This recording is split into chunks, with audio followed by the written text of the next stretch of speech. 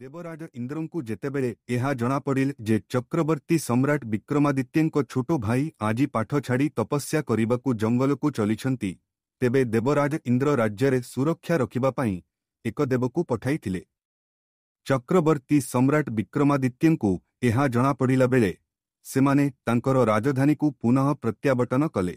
ସମ୍ରାଟ ବିକ୍ରମାଦିତ୍ୟ ତାଙ୍କର ରାଜଧାନୀ ରାସ୍ତାରେ ପହଞ୍ଚିବା ସମୟରେ ଆଧିରାତ୍ରି ହୋଇଗଲା।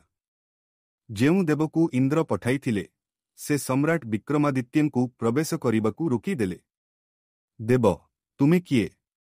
ଆମେ ଏଠାରେ ପ୍ରବେଶ କରିବାକୁ ଅନୁମତି ଦେବା ନାହିଁ।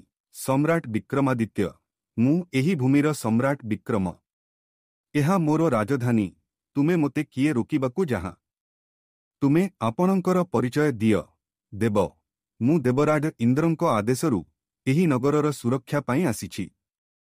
ମୁଁ ଶୁଣିଛି ଯେ ସମ୍ରାଟ ବିକ୍ରମାଦିତ୍ୟ ଗୋଟିଏ ବହୁତ ଶକ୍ତିଶାଳୀ ଓ ସମର୍ଥ ଯୋଦ୍ଧା। ତେବେ ମୋତେ ସହିତ ଯୁଦ୍ଧ କର ଏବଂ ଏହା ସିଦ୍ଧ କର ଯେ ତୁମେ ସତ୍ୟ ସମ୍ରାଟ ବିକ୍ରମାଦିତ୍ୟ ହେଉଛ। ଆଗକୁ କ'ଣ ହେବ ଜାଣିବା ପାଇଁ ଏହି ଭିଡିଓକୁ ଲାଇକ୍ କରନ୍ତୁ।